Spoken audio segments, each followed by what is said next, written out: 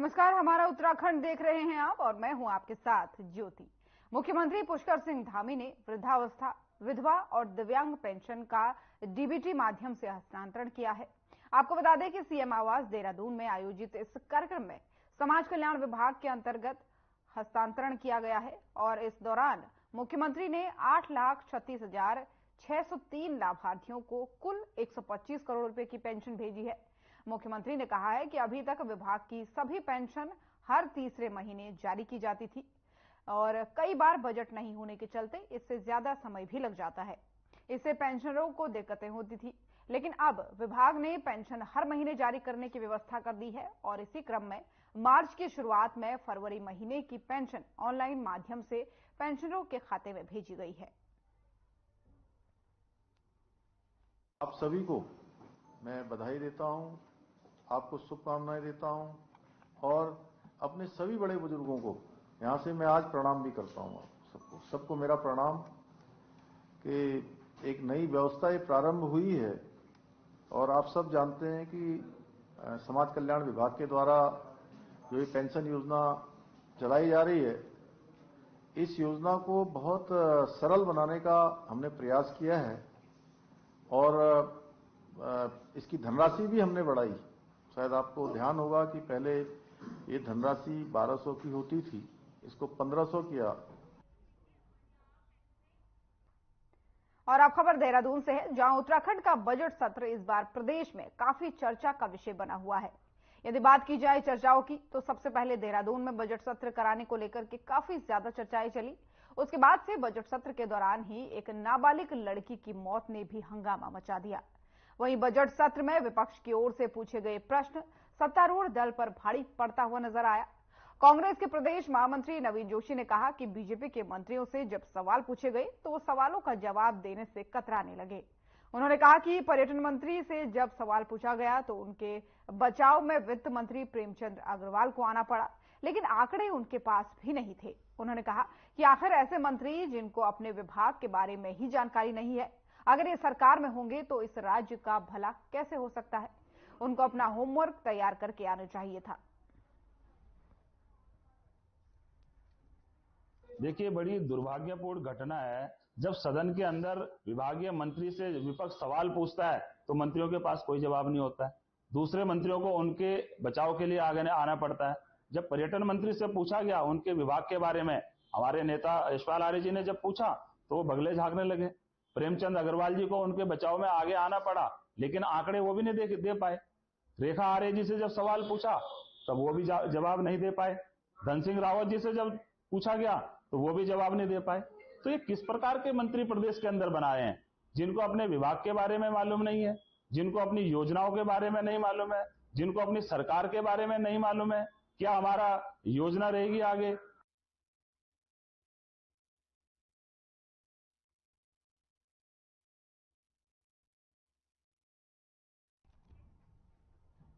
लोकसभा चुनाव अब नजदीक हैं और ऐसे में सभी पार्टियों ने कमर भी कस ली है। जनसंघर्ष मोर्चा के अध्यक्ष और पूर्व जीएमवीएन उपाध्यक्ष रघुनाथ सिंह नेगी ने कांग्रेस हाईकमान से टिहरी लोकसभा सीट पर पार्टी प्रत्याशी बनाए जाने की मांग की है। रघुनाथ सिंह नेगी ने कहा है कि मोर्चा ने पिछले करीब 25 से 30 सालों से जनता के हितों की लड़ाई लड़ते हुए भ्रष्टाचार के खिलाफ आवाज उठाई है।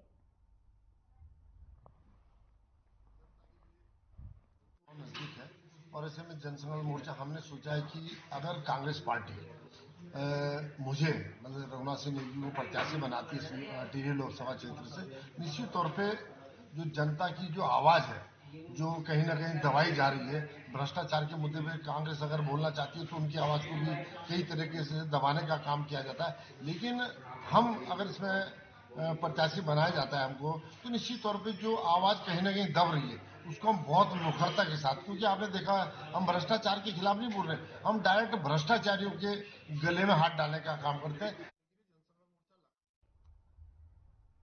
खबर देहरादून से है, जहां आरटीआई एक्टिविस्ट विजयवर्धन डंडरियाल ने मुख्यमंत्री और मुख्य सचिव को एक शिकायती पत्र भेजा है, जिसमें उन्होंने ओला उबर टैक्सी के संचालन पर आरोप लगाते हुए कहा है कि कई वर्षों से ओला उबर टैक्सी का बिना लाइसेंस के देहरादून में संचालन हो रहा है। आगे उन्होंने कहा कि ओला उबर और ऑटो थ्री व्हीलर जो कंपनी के साथ समाहित है, इन सभी का संचालन तत्काल रोका जाए और आरटीओ सुनील शर्मा की ओर से अपने पद का दुरुपयोग करने पर इन्हें इनके पद से हटाया जाए और जब तक सीबीआई की जांच पूरी न हो जाए तब तक ओला उबर के लाइसेंस देने पर रोक लगाई जाए। देखिए, मैं इसके बारे में मुझे पता नहीं है कि किसने कॉन्फ्रेंस करी है और क्या कहा है, लेकिन मैं आपको एग्रीगेटर्स के बारे में बता सकता हूं कि ओला, उबेर या जो भी रैपिडो हैं, एक हमारे द्वारा मुख्यालय के माध्यम से ये सुनिश्चित कर दिया गया है कि लोग एग्रीगेटर जो भी यहाँ ऑपरेट करना चाहते हैं वो अपनी फीस जमा करके सारी ऑनलाइन प्रक्रिया पूरी करके लाइसेंस प्राप्त कर सकते हैं। अगर कोई भी वाहन बिना लाइसेंस प्राप्त करे हुए एग्रीगेटर के चल रहा है तो उसके विरुद्ध प्रवर्तन की कार्रवाई होगी। और आपके माध्यम से मैं बताना चाहूंगा कि जितने भी टैक्सी वाले या टू व्हीलर वाले ऐसे एग्रीगेटर जो कि लाइसेंस प्राप्त किया नहीं है और यहाँ पर संचालन कर रहे हैं तो उनको पकड़े जाने पर परमिट की शर्तों के उल्लंघन पर जुर्माना होगा। ऐसा है कि आपने देखा होगा इस प्रदेश में कई वर्षों से ये ओला उबर कंपनी जो है टैक्सी के रूप में संचालित हो रही है। मेरे द्वारा परेड मुख्यालय में एक आरटीआई लगाई गई जिसमें बताया गया कि भाई ओला उबर जो है संचालित होगी किस नियम के तहत होगी। तो इनके द्वारा जब मुझे बताया गया कि हमने जो है अभी ओला उबर का जो है हमने इसको संचालन देहरादून में संचालन के लिए लाइसेंस नहीं दिया, जबकि इनकी नियमावली में साफ लिखा हुआ है कि आप जब तक आपको एग्रीगेटर का लाइसेंस, जब तक संचालन का लाइसेंस नहीं मिल जाएगा जब तक आप संचालन नहीं करोगे। लेकिन कहीं ना कहीं अगर आप देखोगे इतने वर्षों से अगर ये संचालन हो रहा है और आरटीओ के, अगर हम तो सीधा कहेंगे कि आरटीओ का कहीं ना कहीं संरक्षण प्राप्त है। और बदलते मौसम में बीमारियों का खतरा आमतौर पर ज्यादा बना रहता है। खासकर जिन लोगों की इम्यूनिटी कमजोर होती है उन्हें बीमारियां जल्द घेर लेती हैं। बीमारियों से बचने और सेहतमंद बने रहने के लिए इम्यूनिटी का मजबूत होना बेहद जरूरी है। एक्सपर्ट की बताई कुछ खास चीजों को डाइट में शामिल कर आप मौसमी बीमारियों से बच सकते हैं। और इस बारे में डाइटिशियन ऋचा कुकरेती ने जानकारी देते हुए बताया कि बदलते मौसम में अपनी सेहत का दोगुना ख्याल रखना बहुत ही आवश्यक है ताकि बदलते मौसम के चलते बीमारियां आपको न जकड़ लें। तो देहरादून से आपको एक खबर बता रहे हैं जहां पर मौसम के बदलने के चलते सही डाइट लेने की जो सलाह है वो डाइटिशियन ऋचा कुकरेती ने दी है। उन्होंने कहा है कि बदलते मौसम के साथ आपको अपने स्वास्थ्य का जो है वो दोगुना ख्याल रखना चाहिए क्योंकि कई सारी बीमारियां इस दौरान ऐसी होती हैं जो आपको जकड़ सकती हैं और आपका इम्यून सिस्टम जो है वो बेहद मजबूत होना बहुत जरूरी है। तो उन्होंने कहा है कि बदलते मौसम में अपना ख्याल रखें और जो मौसमी फल वगैरह होते हैं उनका सेवन करें, व्यायाम करें ताकि आपको किसी भी तरीके की कोई बीमारी घेरने न पाए।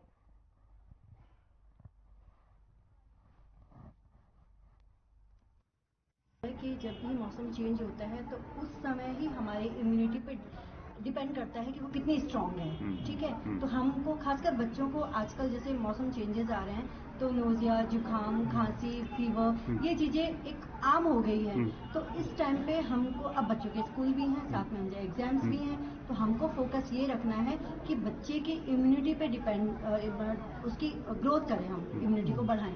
अब वो कैसे बढ़ाना है, पहला पॉइंट है बच्चों को बिना ब्रेकफास्ट करके स्कूल कभी ना भेजें, है ना। चाहे वो दूध पिए, चाहे वो एक रोटी खाएं, चाहे वो आधी रोटी खाएं, है ना। तो उसमें जैसे ड्राई फ्रूट्स मिला के आप बच्चे को एक मिल्क शेक टाइप का बना के बच्चों को दे सकते हैं। और अब खबर चमोली से है जहां अपनी 5 सूत्री मांगों को लेकर के आंगनबाड़ी कर्मियों का कार्य बहिष्कार 10वें दिन भी जारी है। उन्होंने सरकार पर उनकी घोर उपेक्षा का आरोप लगाते हुए कहा है कि कई बार सरकार को मानदेय बढ़ाने को लेकर के ज्ञापन दिया गया लेकिन कोई भी सकारात्मक पहल उनके पक्ष में नहीं की गई। उन्होंने साफ तौर पर कहा है कि उनकी 5 सूत्रीय मांगे पूरी नहीं हो जाती तब तक वो आंदोलनरत रहेंगे। साथ ही उन्होंने ये भी कहा कि उनकी मांगों को हर बार सरकार की ओर से अनदेखा किया जा रहा है जिसकी वो लोग निंदा भी करते हैं। रवैया सरकार का हमारे प्रति नहीं है और हम पे प्रेशर बनाया जा रहा है कि आप जल्दी से अपने काम पे लौटें, लेकिन जब तक हमारी मांगें पूरी नहीं होती हैं तब तक हम अपने काम पे नहीं लौटेंगे। हम हर कार्य का बहिष्कार करेंगे, जो भी सरकार हमारे लिए काम देती है हम नहीं करेंगे, क्योंकि हर बार देखा गया है कि जब भी कोई भी काम होता है सिर्फ आंगनबाड़ी नजर आती है और जब मानदेय बढ़ाने वाली बात आती है तो आंगनबाड़ी का कहीं भी नाम नहीं आता है। तो जब तक हमारा 18,000 रुपये मानदेय नहीं हो जाता हम तब तक नहीं। और चक्राता कैंट बोर्ड के मुख्य अधिशासी अधिकारी के खिलाफ मोर्चा खोलते हुए चक्राता के दुकानदार व्यापारियों ने कैंट बोर्ड कार्यालय पर जमकर प्रदर्शन कर चक्राता बाजार बंद करवाया। प्रदर्शनकारी व्यापारियों ने आरोप लगाया कि मुख्य अधिशासी अधिकारी बेवजह ही व्यापारियों के मकानों और दुकानों पर सील लगा रहे हैं। विरोध करने और उनकी बात न मानने पर उनके खिलाफ कार्रवाई भी कर रहे हैं। दुकानदारों ने आरोप लगाया है कि कैंट द्वारा कराए जा रहे निर्माण कार्यों समेत अन्य विकास कार्यों में भी उनके द्वारा जमकर भ्रष्टाचार किया जा रहा है, जिसकी सीबीआई जांच होनी चाहिए।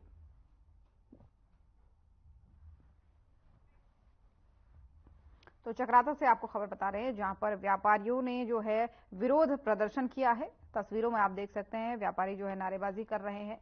बाजार बंद करके उन्होंने धरना प्रदर्शन किया है। उनका कहना है कि भ्रष्टाचार के उन्होंने सीधे तौर पर आरोप लगाए हैं। उन्होंने कहा है कि जब तक हमारी मांगें पूरी नहीं होती तब तक ये जो धरना प्रदर्शन है वो इसी प्रकार जारी रहेगा। और चक्राता बाजार को बंद करने की उन्होंने बात कही है, जहां पर आप देख सकते हैं कि कई व्यापारी और दुकानदार इकट्ठा होकर के जो है नारेबाजी कर रहे हैं। और उनका कहना है कि जब तक उनकी मांगें नहीं मानी जाती तब तक उनका जो विरोध प्रदर्शन है वो जारी रहेगा। मेरा कहना सिर्फ इतना है कि मैं कैंट का किराएदार हूँ और ये कैंट की प्रॉपर्टी है और कैंट ने मुझे बना के दी थी। और जब मैं 1985 में इसमें किराएदारी में आया था, 1985 में मैंने किराएदारी की, कुछ समय के बाद मैंने इसको सीओ साहब से प्रार्थना करी कि जगह थोड़ी कम है। उन्होंने मेरे को किराया बढ़ा के थोड़ी मेरे को बना के दी। और आज ये सीओ साहब कहते हैं कि यहाँ डीओ लैंड पे जितना अतिक्रमण है हटाया जा रहा है। तो कैंट में जितने भी डीओ द्वारा निर्माण, कैंट ने जो भी निर्माण किए वो डीओ लैंड पे किए हुए हैं। तो कैंट खुद निर्माण करते हैं डीओ लैंड पे, उनके लिए कोई उसकी जरूरत नहीं होती अनुमति की। और आज जिनके लोग रोजगार बन गए उनके लिए उन्होंने आफत कर रखी है। आज व्यापार मंडल द्वारा जो आज बंद करा गया है, ये छावनी परिषद चक्राता के द्वारा जो उत्पीड़न किया जा रहा है व्यापारियों का, जिसमें कुछ प्रॉपर्टी तो छावनी परिषद की लोगों को रेंट पे दे रखी है, उसका बाकायदा किराया देते हैं। सारे जो उनके मानक है उसका पालन कर रहे हैं। समय समय पे जो भी पैसा निकलता है वो देता है कैंट बोर्ड को। बाकी यहाँ पे सीधा सीधा रिश्वतखोरी का खेल हो रहा है। इस ऑफिस में लोगों को आके परेशान करते हैं। जो भी दुकानदार है इनको जो पैसे देता है, सुविधा शुल्क देता है, उसे तो कुछ नहीं बोलते। जो नहीं देता उसका कभी दुकान तोड़ने पहुंच जाते हैं, कभी कुछ जो है किसी रूप में प्रताड़ित करते हैं। तो ये सब खेल चल रहा है यहाँ पर। आज छावनी परिषद चक्राता के द्वारा जो बाजार बंद का आह्वान हम लोगों के द्वारा किया गया था, वो जो है इस छावनी परिषद द्वारा जो ये व्यापारियों को उत्पीड़न और अन्य दंडात्मक कार्रवाई चल रही थी, इसके खिलाफ सभी व्यापारी निकले और इसका पुरजोर विरोध करा और आगे भी करेंगे। और बल्कि हमारी कहीं देखा गया है कि हमारी कहीं सुनवाई होती नहीं है। ये जो छावनी परिषद है इसको ना राज्य सरकार जो है गंभीरता से लेती है और केंद्र सरकार तक हमारी आवाज पहुंचती नहीं है। हमें आज भी ऐसा महसूस होता है जैसे हम इस देश के नागरिक नहीं है, किसी दूसरे दर्जे के नागरिक है। तो आज किसी को ये गुस्सा फूटा है लोगों का, जो ये नियमों कानून का हवाला दिया जाता है बार बार।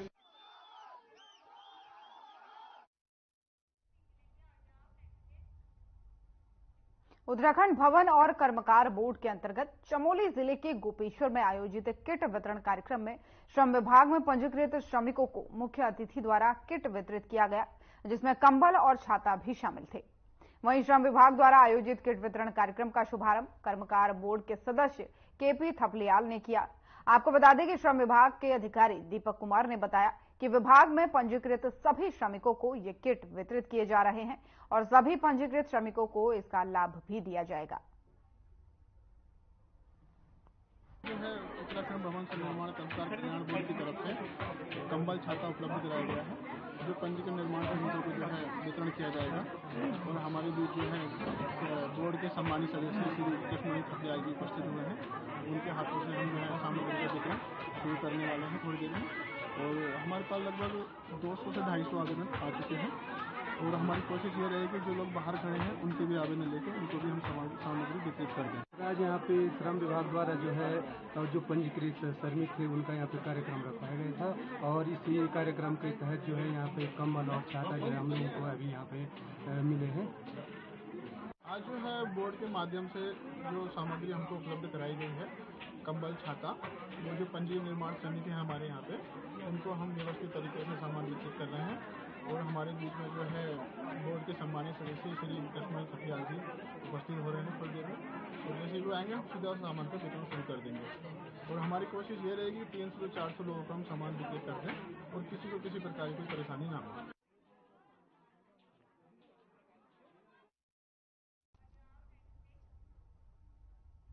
खबर जसपुर से है, जहां एक तरफ पूरे प्रदेश भर में भ्रष्टाचार पर लगाम लगाने की सरकार द्वारा पूरे प्रयास किए जा रहे हैं, जिसके चलते विजिलेंस टीम द्वारा लगातार कार्रवाई भी की जा रही है।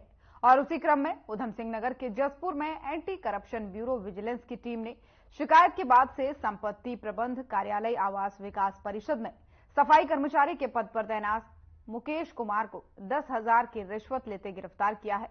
और वहीं उनके किराए के घर में तलाशी में 3,91,000 रुपए भी बरामद हुए हैं। आपको बता दें कि लगातार एंटी करप्शन ब्यूरो विजिलेंस की टीम द्वारा रिश्वत लेते कर्मचारियों और अधिकारियों के विरुद्ध कार्रवाई की जा रही है।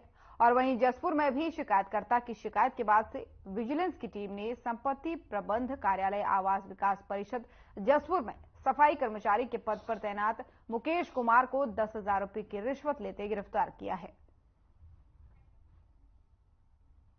जसपुर से आपको खबर बता रहे हैं, जहां पर विजिलेंस की टीम ने बड़ी कार्रवाई की है। लगातार जो है भ्रष्टाचार के खिलाफ अभियान चलाया जा रहा है और इसी कड़ी में एक सफाई कर्मचारी को 10,000 की रिश्वत लेते हुए विजिलेंस की टीम ने गिरफ्तार किया है। हल्द्वानी सेक्टर विजिलेंस की एंटी करप्शन ब्यूरो की टीम द्वारा यहां पर मुकेश कुमार जो सफाई कर्मचारी नाम के व्यक्ति हैं, इनको 10,000 रुपए की रिश्वत, जो ये किसी व्यक्ति के शिकायतकर्ता के म्यूटेशन बनाने के नाम पर, देने के नाम पर, उनको उपलब्ध कराने के नाम पर ले रहे थे, अवैध रूप से ले रहे थे। तो उनको गिरफ्तार किया गया है और संबंधित उचित धाराओं में मुकदमा कायम कर भ्रष्टाचार की विवेचनात्मक कार्रवाई करवाई जाएगी। उधम सिंह नगर जनपद के किच्छा में महिला कांग्रेस के बैनर तले नारी न्याय यात्रा का आयोजन किया गया। इस मौके पर तमाम महिलाओं ने कार्यक्रम में शिरकत की। आपको बता दें कि महिला कांग्रेस की उधम सिंह नगर जिलाध्यक्ष रेखा सोनकर, प्रदेश महासचिव सुनीता कश्यप, नगर अध्यक्ष सिमरनजीत कौर ने सभी महिलाओं से एकजुट होकर कांग्रेस को मजबूत बनाने का आह्वान किया। वहीं जिला अध्यक्ष रेखा सोनकर ने इस दौरान कहा कि केंद्र सरकार की जन विरोधी, विकास विरोधी नीतियों, महंगाई और भ्रष्टाचार के मुद्दे पर जनता को जागरूक किया जा रहा है। जो ये पद यात्रा राहुल जी ने करी है, उसके पीछे आज हम भी महिलाओं का भी पूरा योगदान है। और आज से ही नहीं, जैसे रेखा सोनकर जी ने बताया कि ये पद यात्रा हमारी चलती आ रही है, जो आज किच्छा में आके फिर से अपना वो दिखा रही है कि योगदान है महिलाओं का। और नारी शक्ति, जो बिना नारी शक्ति के राजनीति क्या कोई भी कार्य नहीं हो सकता। नारी शक्ति को आज हम उनको समझाने आए हैं कि आओ हमारे साथ चलो और कांग्रेस को मजबूत करो। नारी एक गौरव है, सम्मान है, ना कि नारी एक शक्ति का दूसरा नाम है। और नारी के ही द्वारा रचा ये विधान है और नारी शक्ति को सत्य सत्य प्रणाम है। और बिना नारी शक्ति के कोई राजनीतिक नहीं, कोई शिक्षा नहीं, कहीं प्रगति नहीं। मैं आज किच्छा जब पहुंची हूँ, कुछ मुद्दों को लेकर पहुंची हूँ, कुछ अपने पार्टी के कार्यक्रम को लेकर पहुंची हूँ और महिलाओं को जागरूक करने के लिए पहुंची हूँ कि इस समय जो हमारे मतलब कांग्रेस पार्टी के लिए महिलाएं सबसे बड़ी इकाई के रूप में काम कर रही हैं। और महिलाओं से कहने के लिए आई हूँ कि जो नारी न्याय सम्मेलन चल रहा है वो मैं ही ना आऊँ, मुझे आने की जरूरत ना पड़े, वो खुद भी कर सकती हैं। हर वार्ड में करें, हर ग्राम सभा में करें, नगर में करें। नारी न्याय सम्मेलन करने का एक ही उद्देश्य है कि महिलाओं को मजबूत करना। और लोकसभा चुनाव में पार्टी जिसके लिए भी डिसाइड करेगी, हम सब बहनें उसको मजबूती से लड़ाएंगे और कांग्रेस पार्टी को विजयी बनाएंगे। हमारी राष्ट्रीय अध्यक्ष अलका लांबा जी और हमारी प्रदेश अध्यक्ष ज्योति रौतेला जी के आह्वान पर जो नारी न्याय सम्मेलन करने की जो उन्होंने मुहिम छेड़ी है, इस बीच में उन लोगों ने हम सभी को, प्रदेश के पदाधिकारियों को अभी देहरादून में बुलाया, हमारी मीटिंग हुई है और उन्होंने हमें इस आह्वान के साथ भेजा है कि आप जाइए और प्रदेश लेवल पर, जिले में, ब्लॉक में, नगर में नारी न्याय सम्मेलन होना चाहिए। और नारी न्याय सम्मेलन क्या है? हम नारी के हक के लिए जो लड़ाई लड़ी जा रही है, जो आज हमारे राहुल गांधी जी पद यात्रा कर रहे हैं न्याय का हक मिलने तक, जो आज हम सब महिलाएं, प्रदेश की पदाधिकारी सब यहाँ पर एकत्रित होके हम अपने हक की लड़ाई लड़ने के लिए आगे बढ़े हैं। आप देख रहे हैं कि भाजपा की पार्टी इतनी भ्रष्ट सरकार है जो कि आज हम महिलाएं खुल के चल नहीं सकते हैं। और उत्तराखंड महिला कांग्रेस की प्रदेश अध्यक्ष ज्योति रौतेला ने दिल्ली में पार्टी के राष्ट्रीय अध्यक्ष मल्लिकार्जुन खड़गे से मुलाकात की है और पौड़ी लोकसभा सीट को लेकर के अपनी दावेदारी जताई है। वहीं ज्योति रौतेला का कहना है कि कांग्रेस पार्टी महिलाओं को 33% लोकसभा और विधानसभा चुनाव में आरक्षण की पक्षधर रही है। ऐसे में उन्होंने भी पौड़ी लोकसभा चुनाव लड़ने को लेकर के मल्लिकार्जुन खड़गे के समक्ष अपनी इच्छा जताई है। उन्होंने कहा है कि संगठन को मजबूत करने के लिए महिला कांग्रेस जो है वो लगातार प्रदेश भर में नारी न्याय यात्रा सम्मेलन आयोजित कर रही है और उन्होंने कहा कि नारी न्याय सम्मेलन के माध्यम से महिला कांग्रेस गांव-गांव जाकर महिलाओं से उनके अधिकारों की बात कर रही है।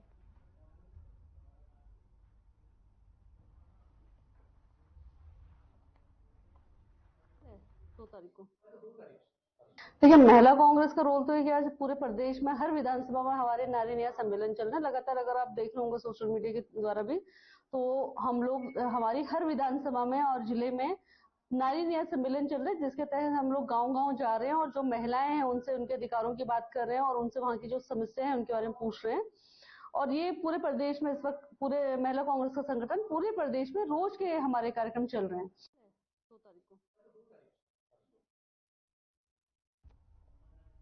थाना नेहरू कॉलोनी के क्षेत्र के रेस कोर्स में एक फ्लैट में संदिग्ध अवस्था में नाबालिग का शव मिला।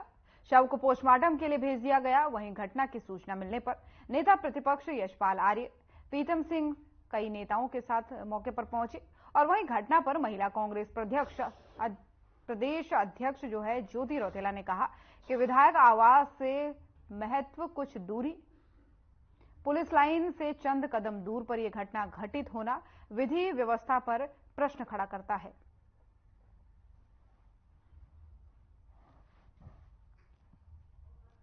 देखिए, मुझे बड़ा दुख की बात है, ये दुखद घटना है कि हमारी जो देवभूमि है इसमें लगातार महिलाओं के ऊपर और बच्चों के ऊपर अत्याचार बढ़ते जा रहे हैं।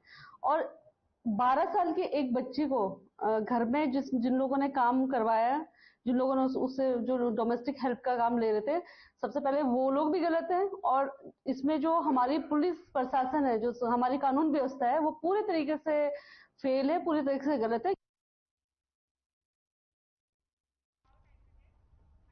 खबर उत्तराखंड देख रहे थे आप। बुलेटिन में फिलहाल इतना ही। नमस्कार।